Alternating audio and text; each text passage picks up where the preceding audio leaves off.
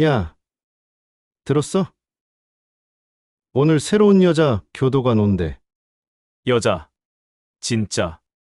간만에 눈 좀 호강하겐데. 내가 봤는데 얼굴 괜찮더라. 키는 좀 작은데 몸매는 나쁘지 않던데. 교화실 구석에서 몇몇 수감자들이 낄낄거리며 수군거렸습니다.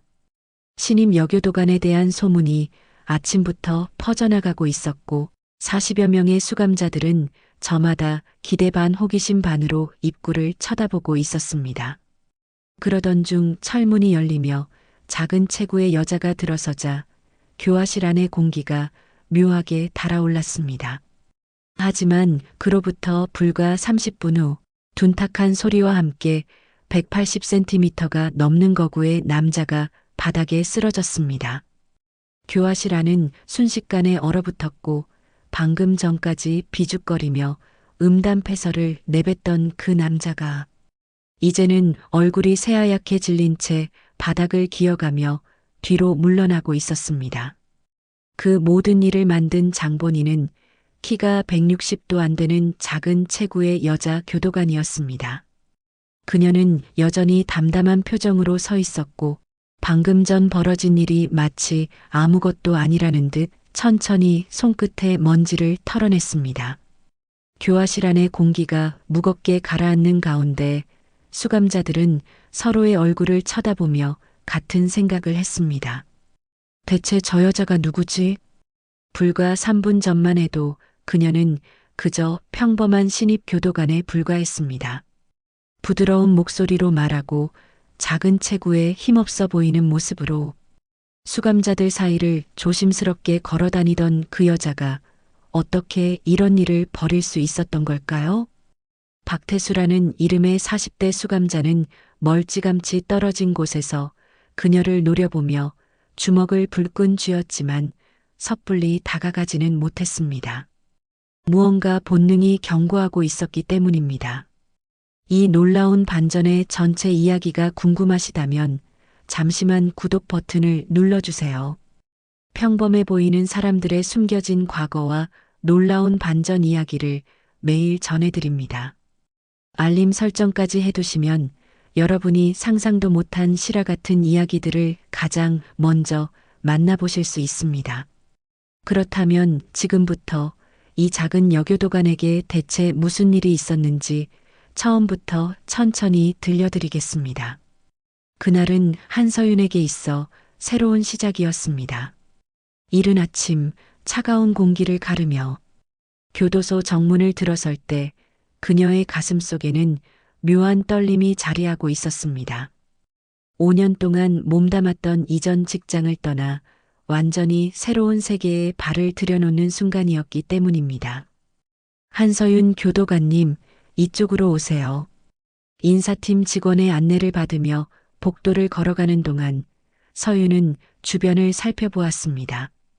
차갑고 딱딱한 콘크리트 벽과 철창, 그리고 곳곳에서 들려오는 수감자들의 목소리가 낯설면서도 어딘가 익숙하게 느껴졌습니다. 이곳에서 일하겠다고 결심했을 때부터 각오는 했지만 막상 이렇게 직접 들어서니 가슴 한구석이 무겁게 조여왔습니다. 여기가 여교도관 휴게실입니다. 필요한 게 있으면 언제든 말씀하세요. 직원이 문을 열어주자 안에서 몇몇 선배 교도관들이 고개를 돌려 그녀를 쳐다봤습니다. 서윤은 공손하게 인사를 건넸고 선배들도 짧게 고개를 끄덕이며 화답했습니다. 하지만 그들의 눈빛 속에는 묘한 걱정이 섞여 있었습니다. 키도 작고 체구도 왜소한 신입이 과연 이 험한 곳에서 버틸 수 있을지 의문스러워하는 표정이었습니다. 한서윤 교도관, 오늘부터 장민혁 교도관님과 함께 근무하게 됩니다. 소장실에서 나온 서윤은 복도에서 40대 중반쯤 되어 보이는 남자 교도관과 마주쳤습니다. 장민혁이라는 이름표를 단 그 남자는 10년차 베테랑답게 단단하고 믿음직한 인상을 풍기고 있었습니다. 그는 서윤을 위아래로 훑어보더니 잠시 망설이는 듯 하다가 조심스럽게 입을 열었습니다. 처음이시죠? 여기 환경이 생각보다 험합니다. 각오는 하셨겠지만 실제로 겪어보면 또 다를 겁니다. 서윤은 조용히 고개를 끄덕이며 대답했습니다. 알고 있습니다. 최선을 다하겠습니다. 장민혁은 그녀의 대답을 듣고도 여전히 걱정스러운 표정을 지었지만 더 이상 말하지 않고 앞장서서 걸어갔습니다. 두 사람이 복도를 지나 교화실로 향하는 동안 멀리서부터 소란스러운 소리가 들려왔습니다. 수감자들이 모여 있는 교화실에 가까워질수록 그 소음은 점점 커졌고 서윤의 심장은 긴장감에 조금씩 빨라지기 시작했습니다. 자, 들어가기 전에 한 가지만 더 말씀드리죠. 장민혁이 문 앞에서 멈춰서며 진지한 표정으로 서윤을 마주봤습니다. 안에 있는 사람들은 절대 만만하게 볼 상대가 아닙니다. 특히 여자 교도관한테는 더 심하게 나올 수 있어요. 무슨 일이 있어도 침착하게 대응하고 위험하다 싶으면 바로 저한테 신호를 주세요. 괜히 혼자 감당하려다가 큰일 날 수 있습니다. 서윤은 고개를 끄덕이며 그의 조언을 마음속에 새겼습니다. 물론 그녀에게는 장민혁이 상상도 못할 과거가 있었지만 그것을 굳이 드러낼 필요는 없었습니다. 지금 이 순간만큼은 그저 평범한 신입교도관으로서 최선을 다하면 되는 것이었습니다. 철문이 무거운 소리를 내며 열리자 교화실 안의 모든 시선이 일제히 그녀에게로 쏠렸습니다. 40여 명의 수감자들이 앉아있는 넓은 공간 안으로 들어서는 순간 서윤은 공기 자체가 달라진 것을 느낄 수 있었습니다. 날카롭고 거친 시선들이 그녀의 온몸을 훑어내리고 있었고 여기저기서 작게 웅성거리는 소리가 들려왔습니다. 오, 신입이네. 여자야, 여자. 키 겁나 작은데? 160도 안 되는 것 같은데. 얼굴은 귀엽게 생겼네. 근데 여기서 버틸 수 있을까?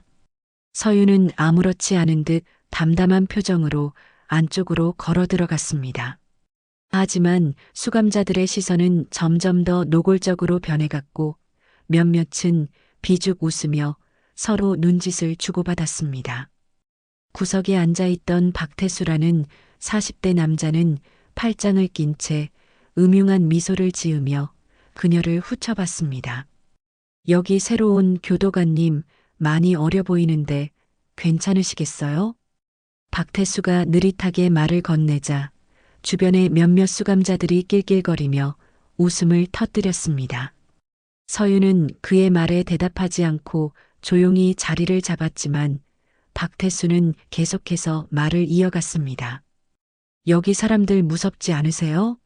저희 다 착한 사람들이긴 한데 가끔 실수할 때도 있거든요. 노골적인 협박성 멘트였지만 서윤은 여전히 침착하게 그를 바라보며 차분한 목소리로 대답했습니다. 걱정해 주셔서 감사합니다. 하지만 저는 괜찮습니다. 그녀의 태도에 박태수는 순간적으로 미간을 찌푸렸습니다. 자신의 위협에도 전혀 주눅 들지 않는 모습이 마음에 들지 않았던 것입니다. 하지만 첫날부터 너무 심하게 나갈 수는 없었기에 그는 비웃음을 흘리며 다시 자리에 앉았습니다. 장민혁은 멀찌감치해서 그 광경을 지켜보며 안도의 한숨을 내쉬었습니다. 다행히 오늘은 큰 사고 없이 넘어갈 것 같았습니다. 하지만 그의 걱정은 여전했습니다. 이런 분위기는 시간이 지날수록 점점 더 노골적으로 변할 것이고 결국엔 누군가 선을 넘게 될 것이기 때문입니다. 그리고 그의 예상은 정확히 들어맞았습니다.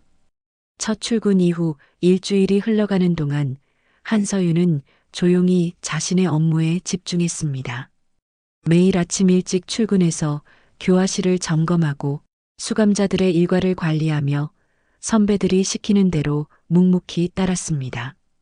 하지만 그녀를 바라보는 수감자들의 시선은 날이 갈수록 점점 더 노골적으로 변해가고 있었습니다. 교도관님, 오늘 머리 스타일 바꾸셨네요. 예쁘신데요, 최진우라는. 20대 후반의 수감자가 스쳐 지나가며 능글맞게 말을 건넸습니다. 언뜻 들으면 가벼운 칭찬처럼 들렸지만 그의 눈빛은 전혀 순수하지 않았습니다. 서윤은 대답하지 않고 지나쳤지만 최진우는 뒤에서 낄낄거리며 동료들과 눈짓을 주고받았습니다. 점심시간이 되자 수감자들이 식당으로 이동하기 시작했고 서윤은 복도에서 질서를 유지하며 그들을 지켜봤습니다. 그때 박태수가 일부러 그녀 옆을 지나가며 어깨를 살짝 부딪혔습니다. 작은 충격에 서윤이 비틀거리자 박태수는 뒤돌아보며 마치 미안한 척 말했습니다. 아, 죄송합니다. 교도관님이 워낙 작으셔서 못 봤네요. 주변의 수감자들이 웃음을 터뜨렸고 서윤은 아무 말 없이 자세를 바로잡았습니다. 그녀는 이런 상황이 처음이 아니라는 듯 침착하게 대응했지만 가슴속 어딘가에서는 작은 분노가 천천히 쌓여가고 있었습니다. 하지만 지금은 참아야 할 때였습니다. 첫 주부터 문제를 일으킬 수는 없었기 때문입니다. 오후가 되어 교화실에서 독서 시간이 진행되는 동안 서윤은 순찰을 돌며 수감자들의 상태를 체크했습니다. 대부분은 조용히 책을 읽거나 멍하니 앉아 있었지만 몇몇은 그녀가 지나갈 때마다 수군거리며 무언가를 속삭였습니다. 서윤의 귓가에는 그들의 대화 내용이 또렷하게 들려왔습니다. 저 정도 키면 150 후반, 160도 안 될걸. 근데 얼굴은 귀엽게 생겼어. 목소리도 여리여리하고. 몇 달이나 버틸까? 내 생각엔 한 달도 못 버틸 것 같은데. 서윤은 아무것도 듣지 못한 척 걸음을 옮겼습니다. 하지만 그들의 말 한마디 한마디가 날카로운 바늘처럼 가슴을 찔러왔습니다. 자신의 체구와 외모 때문에 무시당하는 것도 억울한데 더 참기 힘든 건 그들이 자신을 진지하게 받아들이지 않는다는 사실이었습니다. 퇴근 시간이 가까워지자 장민혁이 휴게실로 그녀를 불렀습니다. 10년 차 선배는 커피를 건네며 조심스럽게 입을 열었습니다. 서윤 씨, 요즘 어때요? 많이 힘들지 않아요? 서윤은 쓴웃음을 지으며 커피잔을 받아들었습니다. 괜찮습니다. 이 정도는 각오하고 왔으니까요. 하지만 장민혁은 고개를 저으며 진지한 표정을 지었습니다. 각오하고 온 거랑 실제로 겪는 건 다릅니다.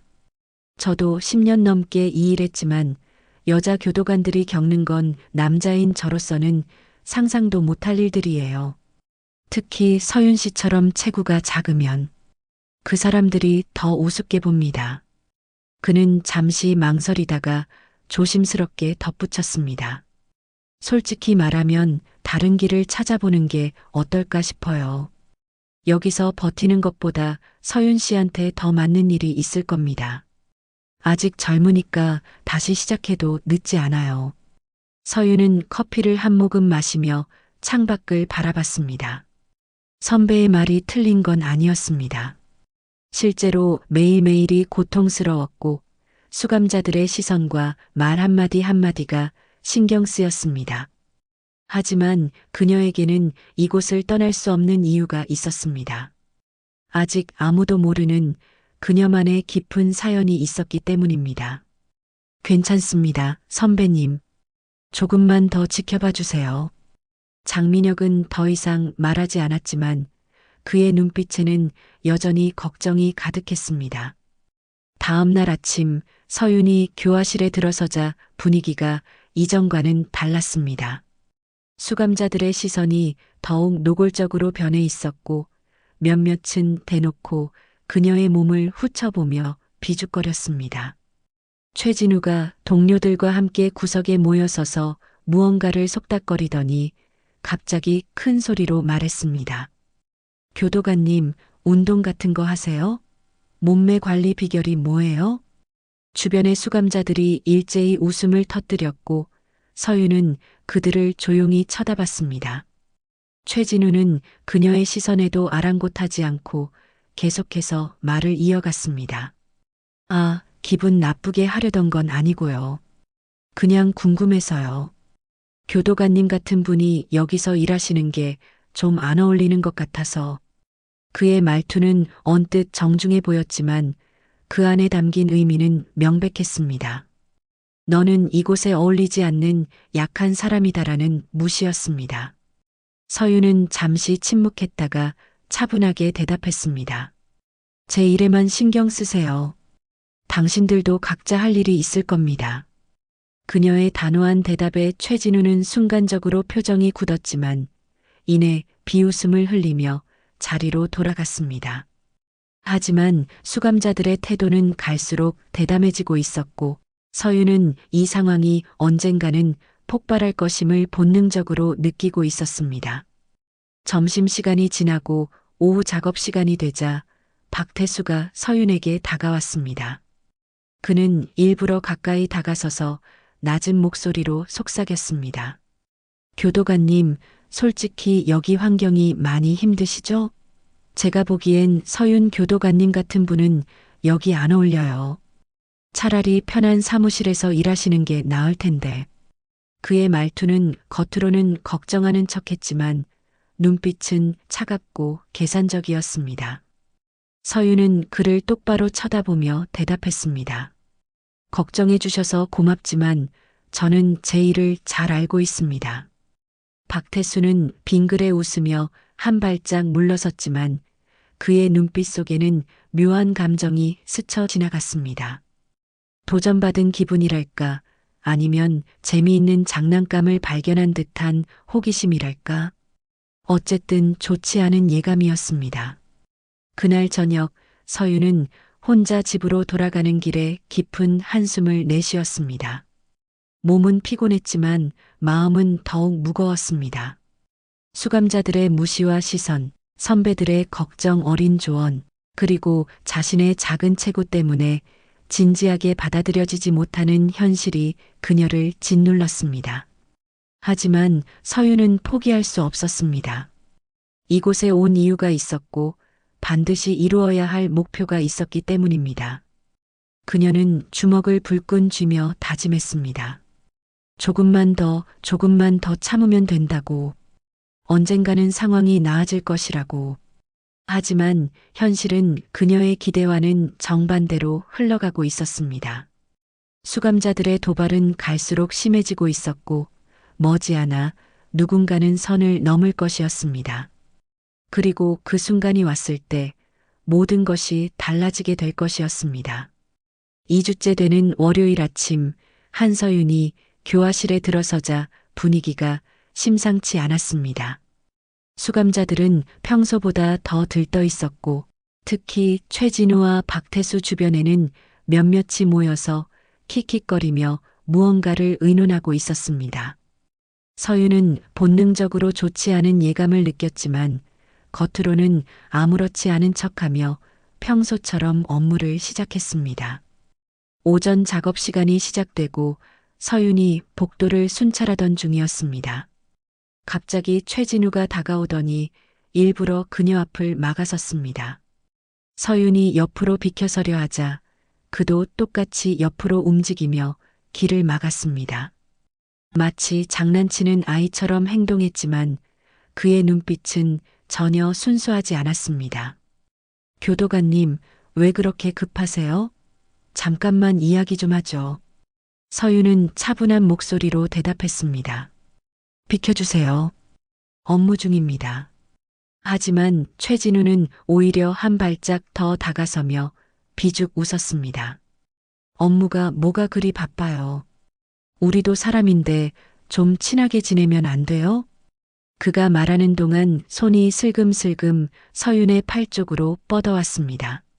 서윤의 눈빛이 차갑게 변했지만 그녀는 여전히 침착함을 유지하며 한 발짝 뒤로 물러섰습니다. 하지만 최진우는 포기하지 않고 계속 따라붙었고 급기야 그의 손끝이 서윤의 팔뚝을 스치는 순간이 왔습니다. 바로 그 순간 서윤의 손이 번개처럼 움직였습니다. 최진우가 무슨 일이 일어났는지 깨닫기도 전에 그의 손목이 역관절로 꺾이며 몸 전체가 비틀렸습니다. 날카로운 통증이 팔 전체를 타고 올라왔고 그는 비명을 삼키며 무릎을 꿇었습니다. 아. 서윤은 그의 손목을 잡은 채 차갑게 내려다보며 낮은 목소리로 말했습니다. 다시는 함부로 손대지 마세요. 그녀의 목소리는 여전히 부드러웠지만 그 안에 담긴 차가운 기운은 주변의 공기를 얼려버릴 듯 했습니다. 최진우는 식은땀을 흘리며 고개를 끄덕였고 서윤은 그제야 그의 손목을 놓아주었습니다. 최진우는 바닥에 주저앉아 손목을 부여잡으며 믿을 수 없다는 표정으로 그녀를 쳐다봤습니다.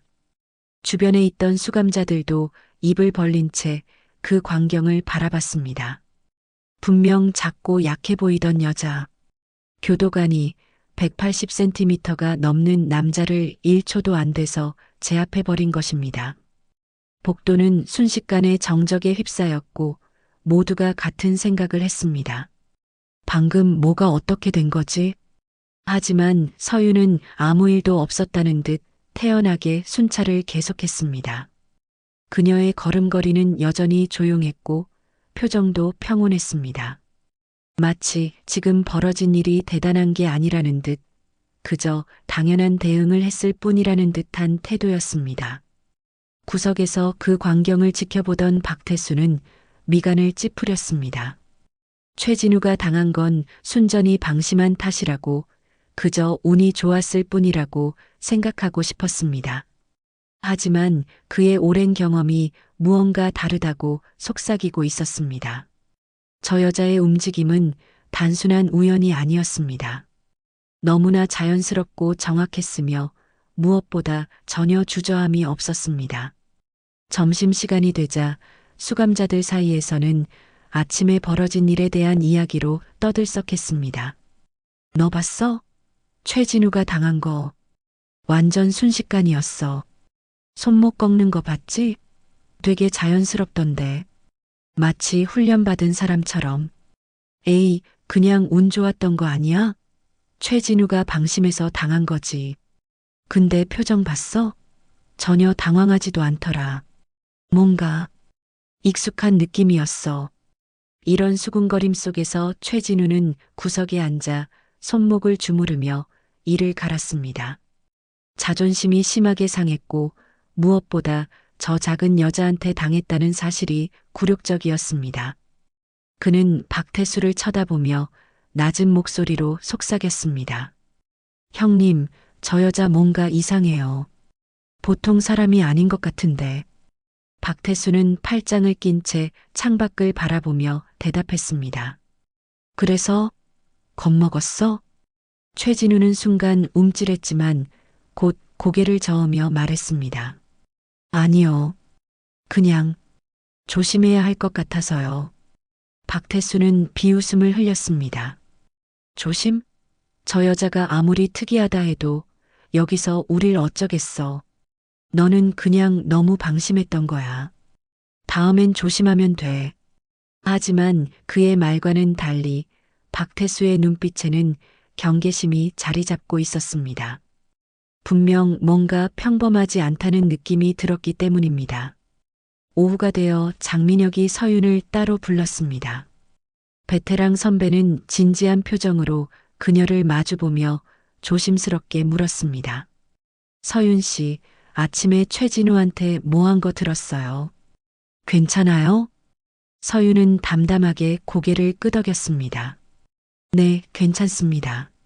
그냥 선을 넘어서 제지했을 뿐이에요.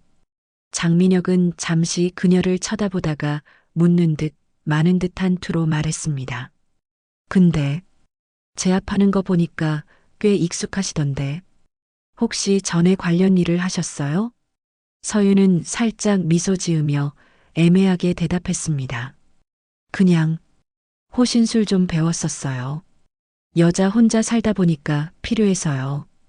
그녀의 대답은 거짓은 아니었지만 전부를 말한 것도 아니었습니다. 장민혁은 더 이상 묻지 않았지만 그의 눈빛에는 의문이 가득했습니다. 단순한 호신술 수준이 아니었다는 것을 10년 넘게 이 일을 한 그의 경험이 말해주고 있었기 때문입니다. 그날 저녁 서윤은 집으로 돌아가는 길에 자신의 손을 내려다봤습니다.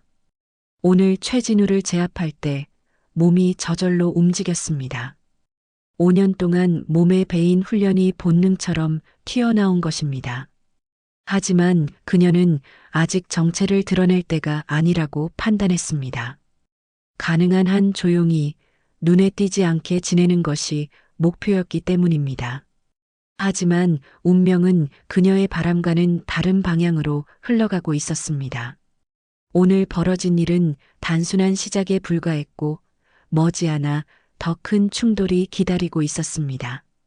그리고 그때가 오면 서윤은 더 이상 자신의 과거를 숨길 수 없게 될 것이었습니다.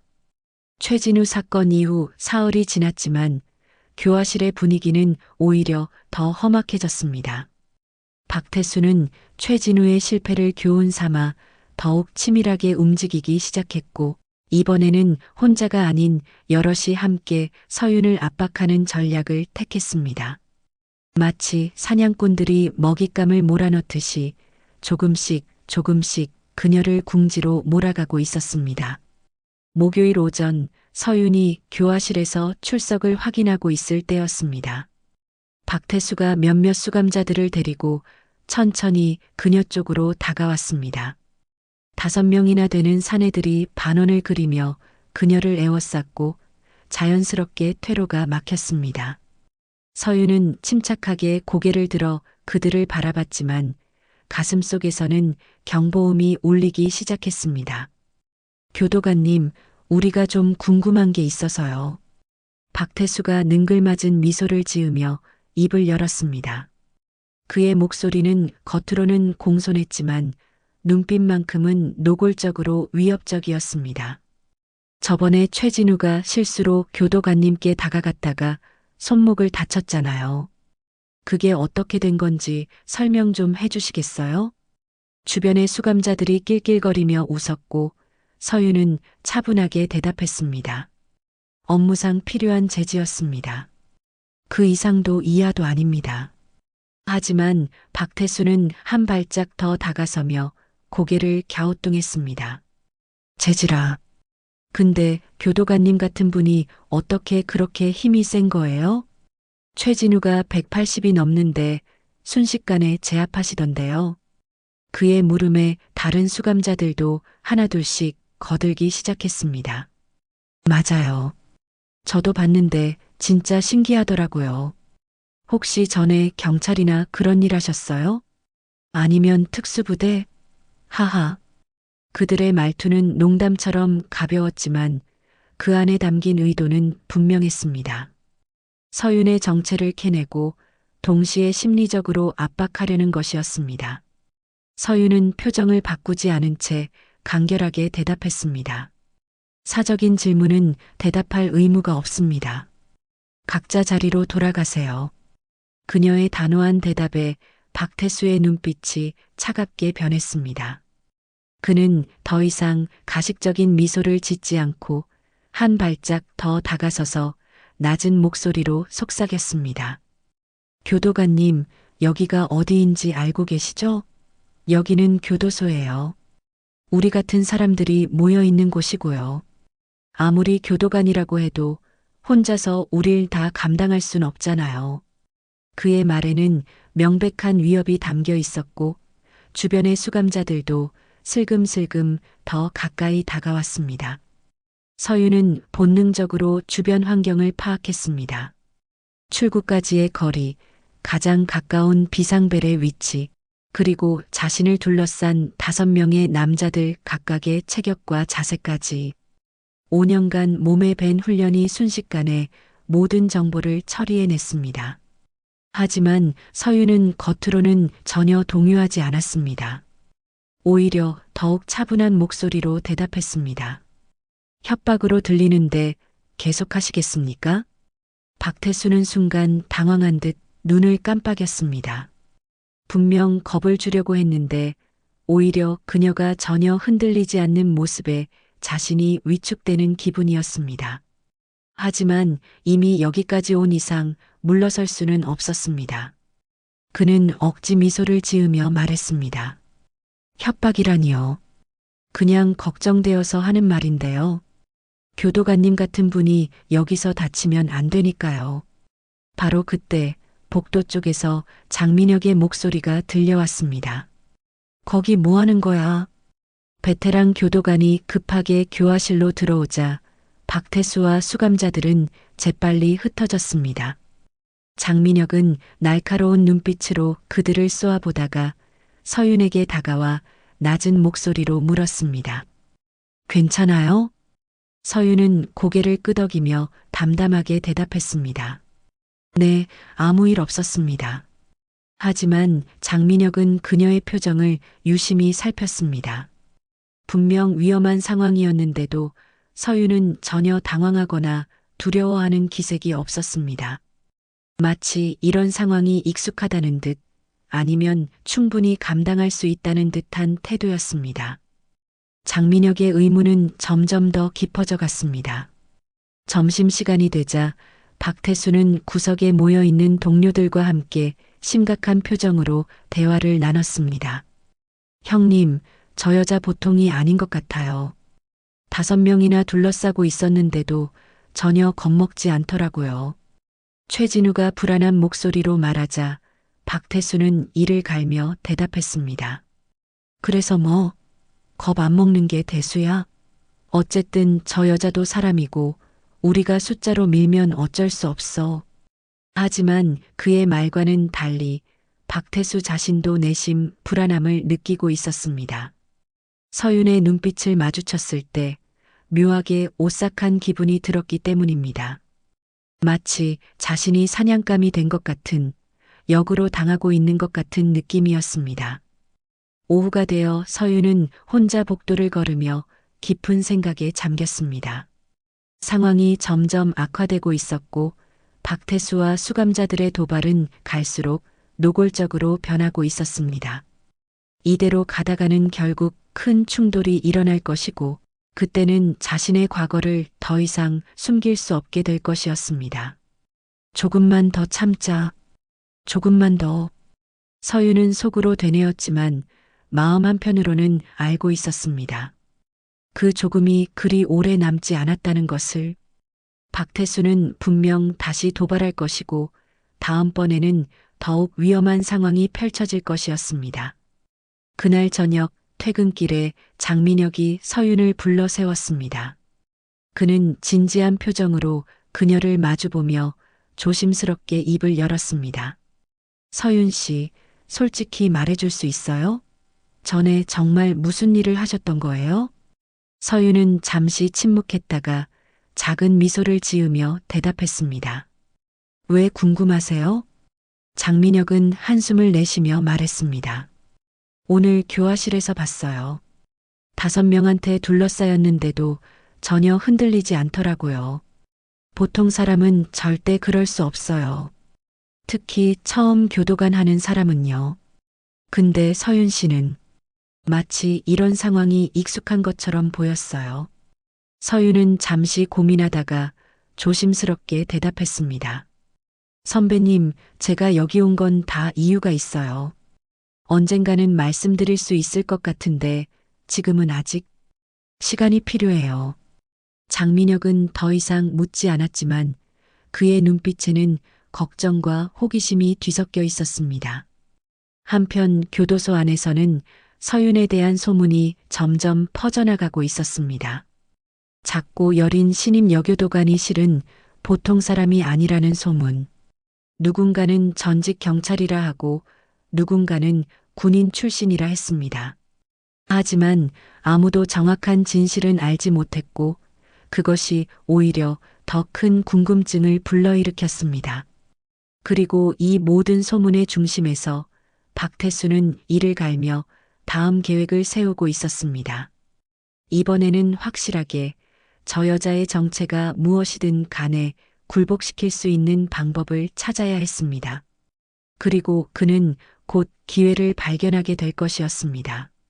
다음 날 월요일 한서윤이 교화실에 들어서는 순간 분위기가 완전히 달라진 것을 느낄 수 있었습니다. 금요일의 사건 이후 주말 내내 그녀에 대한 소문이 교도소 전체로 퍼져나갔고 이제 모든 수감자들이 그녀의 정체를 알고 있었습니다. 707 특임대 출신, 5년간 대테러 작전을 수행했던 전사라는 사실이 말입니다. 수감자들은 서윤이 지나갈 때마다 자리에서 일어나 공손하게 인사를 건넸습니다. 이전의 가벼운 농담이나 성희롱적인 시선은 완전히 사라졌고 대신 진지한 존중의 태도가 자리 잡았습니다. 어떤 이들은 눈도 제대로 마주치지 못한 채 고개를 숙였고 어떤 이들은 멀찌감치 떨어져서 그녀를 지켜보기만 했습니다. 교도관님, 좋은 아침입니다.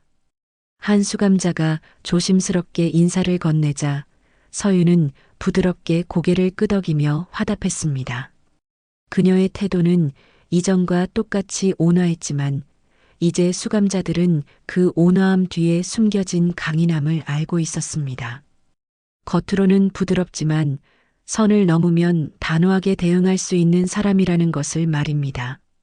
점심시간이 되자 장민혁이 서윤에게 다가왔습니다. 10년차 베테랑은 묘한 미소를 지으며 말했습니다.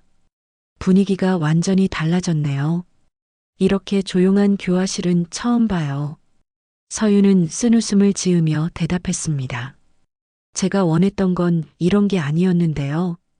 장민혁은 고개를 저으며 말했습니다. 아니에요. 이게 더 나아요. 무시하고 얕잡아 보는 것보다는 존중받으며 일하는 게 훨씬 낫죠. 그리고 솔직히 말하면 서윤 씨 실력을 보고 나서 저도 놀랐어요. 707 특임대라니 정말 대단하신 분이었네요. 서윤은 창밖을 바라보며 조용히 대답했습니다. 과거는 과거일 뿐이에요. 지금 저는 그냥 교도관입니다. 하지만 장민혁의 눈빛에는 여전히 궁금증이 가득했습니다. 왜 그런 화려한 경력을 가진 사람이 이곳에서 평범한 교도관으로 일하는지 그 이유를 알고 싶었지만 서윤의 표정이 묘하게 어두워지는 것을 보고 더 이상 묻지 않았습니다. 오후가 되어 작업 시간이 시작되자 의무실에서 회복한 박태수가 교화실로 돌아왔습니다. 그는 복부에 아직 통증이 남아있는지 조금 구부정한 자세로 걸어왔고 서윤과 눈이 마주치자 잠시 멈칫했습니다.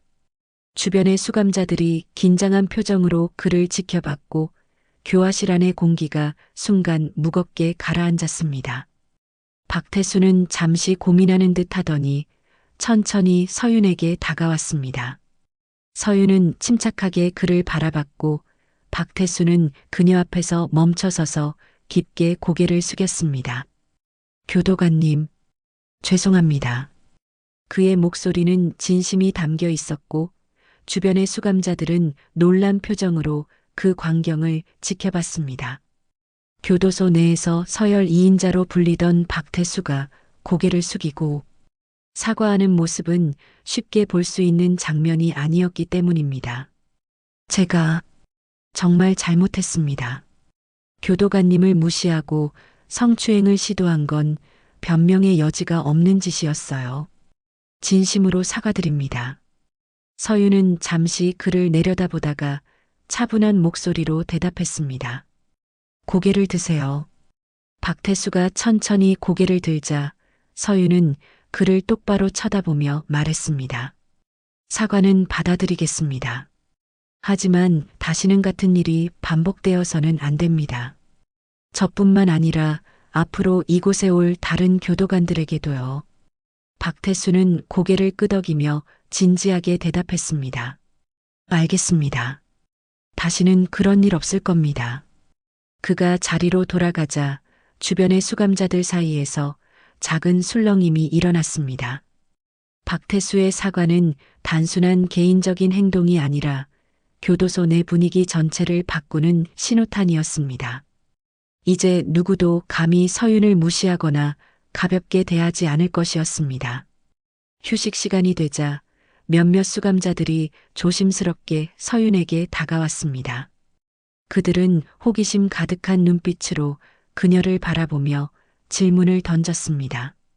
교도관님, 707특임대에서는 어떤 일을 하셨어요? 대테러 작전이요? 진짜 영화처럼 총 쏘고 그러셨어요? 서윤은 부드러운 미소를 지으며 대답했습니다. 그건 제 업무의 비밀이에요. 말씀드릴 수 없습니다. 수감자들은 아쉬워하면서도 이해한다는 표정을 지었고 한 명이 다시 조심스럽게 물었습니다. 그런데 왜 교도관이 되신 거예요? 특수부대에 계속 계시면 더 좋은 대우 받으셨을 텐데. 순간 서윤의 표정이 미묘하게 어두워졌습니다. 그녀는 잠시 침묵했다가 작은 목소리로 대답했습니다. 개인적인 이유가 있어요. 하지만 아직 말씀드리기는 어렵네요. 그녀의 목소리에 담긴 슬픔을 감지한 수감자들은 더 이상 묻지 않았습니다. 분명 깊은 사연이 있을 것이고 그것은 쉽게 꺼낼 수 있는 이야기가 아니라는 것을 본능적으로 알아챈 것입니다. 그날 저녁 서윤은 혼자 교화실을 정리하며 깊은 생각에 잠겼습니다. 정체가 드러난 이후 상황은 확실히 나아졌습니다. 더 이상 무시당하지 않았고 성희롱도 사라졌습니다. 하지만 동시에 그녀는 알고 있었습니다. 진짜 이야기는 아직 시작되지 않았다는 것을. 왜 그녀가 이곳에 왔는지, 무엇을 찾고 있는지, 그 진실은 아직 아무도 모르고 있었습니다. 창밖으로 해가 지고 있었고 서윤은 주머니 속에서 작은 사진 한 장을 꺼내 들었습니다. 그 사진 속에는 그녀와 닮은 젊은 남자가 환하게 웃고 있었습니다. 서윤의 눈가가 촉촉하게 젖어들었고 그녀는 작은 목소리로 속삭였습니다. 조금만 기다려. 곧 알아낼 거야. 한편 교도소장실에서는 김동욱 소장이 서윤의 인사기록을 들여다보고 있었습니다. 그는 처음부터 그녀의 과거를 알고 있었고 왜 그녀가 이곳에 지원했는지도 짐작하고 있었습니다. 하지만 그는 아무 말도 하지 않기로 결심했습니다. 때가 되면 진실은 저절로 드러날 것이고 그때까지는 지켜보는 것이 최선이라고 판단했기 때문입니다. 한서윤, 참 대단한 사람이야. 소장은 작은 한숨을 내쉬며 창밖을 바라봤습니다. 머지않아 이 교도소에서 큰 변화가 일어날 것이고 그 중심에는 한서윤이라는 여자가 있을 것이었습니다. 그리고 그 변화는 단순히 한 사람의 이야기가 아니라 이곳에 있는 모든 사람들의 마음을 움직이는 진정한 감동의 순간이 될 것이었습니다. 일주일 후 어느 목요일 저녁, 서윤은 교화실에서 수감자들과 함께 앉아 있었습니다. 오늘은 특별한 프로그램이 있는 날이었고 주제는 가족에 관한 이야기였습니다. 수감자들은 저마다 자신의 가족 이야기를 나누고 있었고 어떤 이는 후회를, 어떤 이는 그리움을 이야기했습니다. 한 수감자가 조심스럽게 서윤을 바라보며 물었습니다. 교도관님도 가족이 있으세요? 서윤은 잠시 침묵했습니다. 그녀는 창밖을 바라보다가 천천히 고개를 끄덕이며 입을 열었습니다. 있었어요. 동생이 하나 있었습니다. 있었다는 과거형 표현에 수감자들의 표정이 굳어졌습니다. 서윤은 주머니에서 조심스럽게 사진 한 장을 꺼내 들었고 그 사진 속에는 그녀와 닮은 20대 초반의 젊은 남자가 환하게 웃고 있었습니다. 제 남동생이에요. 이름은 한민준. 저보다 5살 어렸죠. 서윤의 목소리는 평소처럼 차분했지만 그 안에는 깊은 슬픔이 배어 있었습니다. 수감자들은 숨을 죽이고 그녀의 다음 말을 기다렸습니다. 민준이는 착한 아이였어요.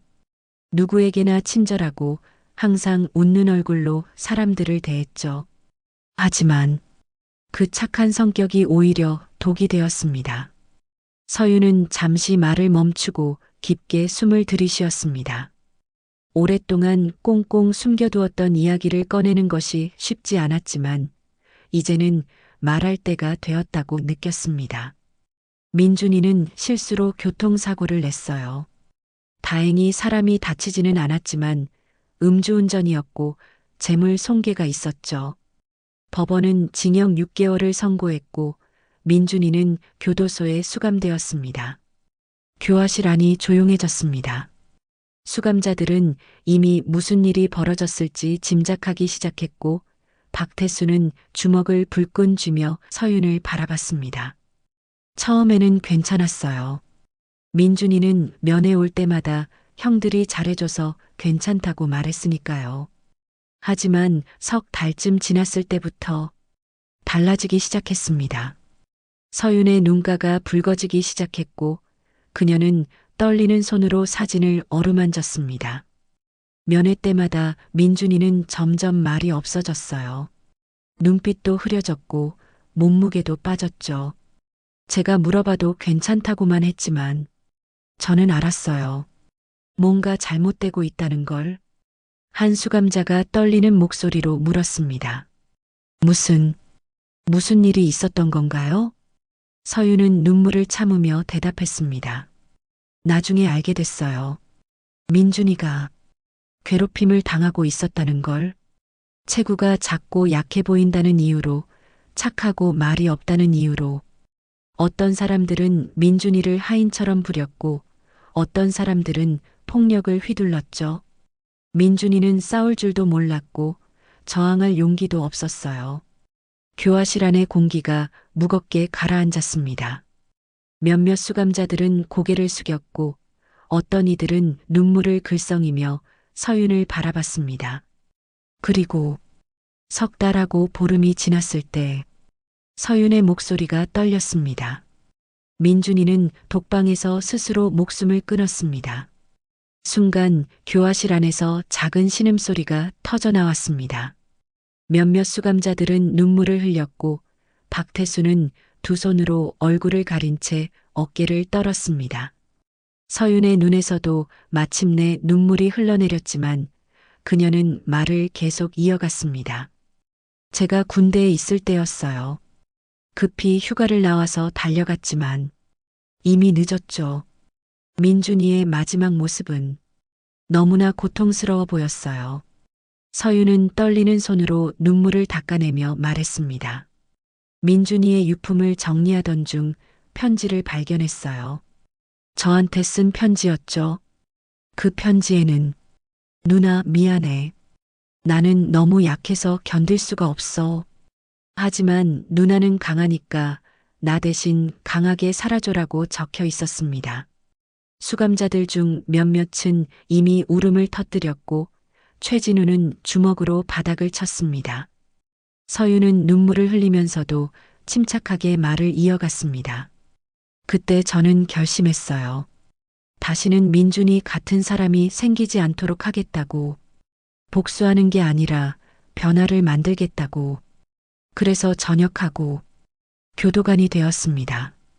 박태수가 떨리는 목소리로 물었습니다. 그럼 교도관님은 복수하러 온 게 아니었어요? 서윤은 고개를 저으며 대답했습니다. 복수는 아무것도 바꾸지 못해요. 제가 원하는 건 이곳이 민준이 같은 사람들에게 지옥이 아니라 다시 일어설 수 있는 곳이 되는 거예요. 약한 사람이 괴롭힘 당하지 않고 모두가 서로를 존중하며 살 수 있는 곳. 서윤은 수감자들을 천천히 둘러보며 말했습니다. 여러분도 알고 계시잖아요. 이곳에서 약한 사람이 얼마나 힘든지, 도움을 청할 곳도 없고 버틸 힘도 없는 사람들이 얼마나 고통받는지. 저는 그런 사람들을 지키고 싶어요. 민준이를 지키지 못한 대신 이곳의 민준이들을 지키고 싶습니다. 교화실 안은 깊은 침묵에 휩싸였습니다. 하지만 그것은 어색한 침묵이 아니라 깊은 감동과 반성이 담긴 침묵이었습니다. 수감자들은 저마다 자신의 과거를 떠올렸습니다. 혹시 자신도 누군가를 괴롭힌 적은 없었는지, 약한 사람을 무시한 적은 없었는지. 박태수가 천천히 일어나 서윤 앞으로 다가왔습니다. 그는 무릎을 꿇고 앉으며 떨리는 목소리로 말했습니다. 교도관님, 정말 죄송합니다. 저도 그런 사람 중 하나였어요. 약한 사람들을 괴롭히고 무시하고 이용했죠. 제가 그렇게 대했던 사람들 중에 혹시 민준 씨 같은 사람이 있었다면. 그는 더 이상 말을 잇지 못하고 눈물을 흘렸습니다. 서윤은 조용히 그의 어깨에 손을 올리며 말했습니다. 지금이라도 깨닫는 게 중요해요. 그리고 앞으로 달라지는 것. 그게 진짜 변화입니다. 다른 수감자들도 하나둘씩 고개를 숙이며 반성의 눈물을 흘렸습니다.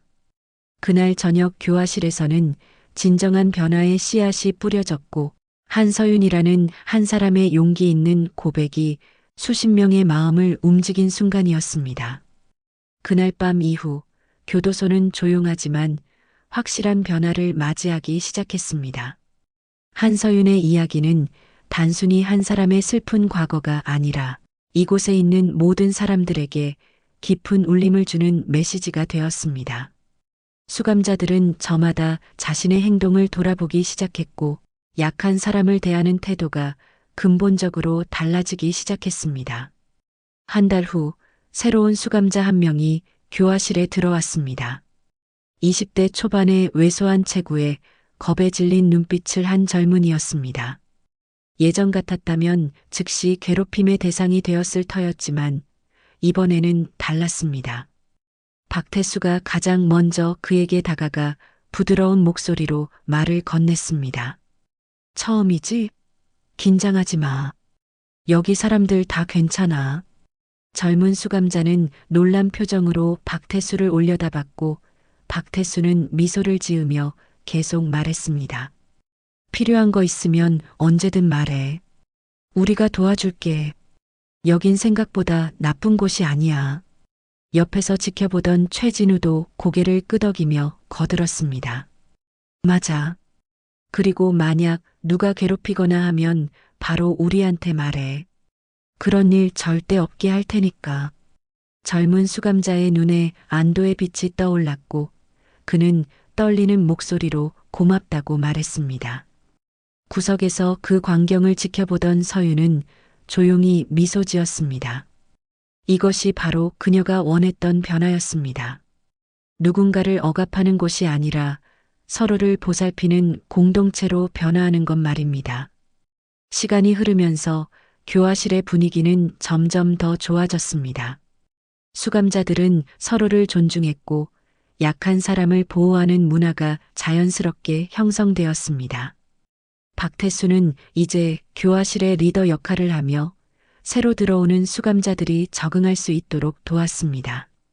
최진우는 분쟁이 생기면 중재자 역할을 자처했고 다른 수감자들도 각자의 방식으로 긍정적인 변화에 동참했습니다. 어느 금요일 오후 장민혁이 서윤에게 다가와 감탄 어린 목소리로 말했습니다. 서윤 씨, 정말 대단해요. 제가 10년 넘게 이 일을 했지만 이렇게 평화로운 교화실은 처음 봅니다. 싸움도 없고 괴롭힘도 없고 마치 다른 곳 같아요. 서윤은 부드럽게 미소 지으며 대답했습니다. 제가 한 건 별로 없어요. 그냥 제 이야기를 나눴을 뿐이죠. 변화를 만든 건 저 사람들이에요. 장민혁은 고개를 저으며 말했습니다. 아니에요. 서윤 씨의 용기가 없었다면 불가능했을 겁니다. 자신의 아픈 과거를 꺼내는 건 쉬운 일이 아니잖아요. 그 용기가 저 사람들의 마음을 움직인 거예요. 서윤은 창밖을 바라보며 조용히 대답했습니다. 민준이가 남긴 유산이라고 생각해요. 민준이의 고통이 헛되지 않도록 그 아픔이 다른 사람들에게는 희망이 될 수 있도록. 그게 제가 여기 있는 이유예요. 며칠 후 박태수가 출소를 앞두고 서윤을 찾아왔습니다. 그는 진지한 표정으로 그녀 앞에 서서 깊게 고개를 숙였습니다. 교도관님, 그동안 정말 감사했습니다. 서윤은 고개를 가로저으며 말했습니다. 고개 드세요. 제가 감사할 일인걸요. 달라지려고 노력해 주셔서 박태수는 고개를 들며 눈물을 글썽였습니다. 저는 평생 힘으로만 사람들을 대했어요. 약한 사람은 무시하고 강한 사람한테만 고개 숙이고 그게 세상 사는 법인 줄 알았죠. 근데 교도관님을 만나고 민준 씨 이야기를 듣고 나서 깨달았어요. 제가 얼마나 잘못 살아왔는지. 그는 떨리는 목소리로 계속 말했습니다. 나가서는 다르게 살겠습니다. 약한 사람을 괴롭히는 게 아니라 보호하고 힘을 남을 누르는 데가 아니라 돕는 데 쓰겠어요. 그게 제가 교도관님과 민준 씨한테 할 수 있는 최선의 보답이니까요. 서윤의 눈가가 촉촉해졌고 그녀는 박태수의 어깨를 가볍게 두드리며 말했습니다. 잘 사세요. 그리고 혹시 밖에서 민준이 같은 사람을 만나게 되면 그 사람의 편이 되어주세요. 박태수는 힘차게 고개를 끄덕이며 대답했습니다. 약속합니다. 박태수가 출소한 후에도 교화실의 변화는 계속되었습니다. 서윤의 이야기는 다른 교화실로도 퍼져나갔고 점차 교도소 전체에 긍정적인 영향을 미치기 시작했습니다. 교도관들도 수감자들을 대하는 태도가 달라졌고 수감자들 역시 서로를 존중하는 문화를 만들어갔습니다. 어느 날 저녁 서윤은 혼자 교화실에 남아 청소를 하고 있었습니다. 해가 지고 창문 너머로 붉은 노을이 비쳐들 때 그녀는 주머니에서 민준의 사진을 꺼내 들었습니다. 사진 속 동생은 여전히 환하게 웃고 있었고 서윤은 그 미소를 바라보며 작은 목소리로 속삭였습니다. 민준아, 봤지? 여기 이제 너 같은 사람들이 괴롭힘 당하지 않아. 다들 서로를 돌봐주고 있어. 내가 꿈꿨던 그런 곳으로 조금씩 변하고 있어. 눈물이 볼을 타고 흘러내렸지만 이번에는 슬픔만이 아니었습니다. 그 안에는 희망과 안도감, 그리고 작은 자부심이 섞여 있었습니다. 내 고통이 헛되지 않았어. 너 때문에 이렇게 많은 사람들이 변했고 앞으로도 계속 변할 거야. 그러니까 이제는 편히 쉬어도 돼. 서윤은 사진을 가슴에 꼭 안으며 눈을 감았습니다. 민준의 따뜻한 미소가 떠올랐고 그녀는 마음속 깊은 곳에서 작은 평화를 느낄 수 있었습니다. 한서윤의 이야기는 여기서 끝이 아니었습니다. 그녀는 계속해서 이곳에서 일하며 약한 사람들을 보호하고 변화를 만들어 갔습니다. 그녀가 지나간 자리에는 희망이 싹텄고 그녀가 나눈 이야기는 사람들의 마음을 움직였습니다. 때로는 작은 한 사람의 용기가 세상을 바꿉니다. 한서윤이라는 한 사람의 교도관이 그랬습니다. 그녀는 복수가 아닌 용서를, 분노가 아닌 희망을 선택했고 그 선택은 수많은 사람들의 삶을 바꾸는 기적을 만들어냈습니다. 그리고 우리는 이 이야기에서 배웁니다.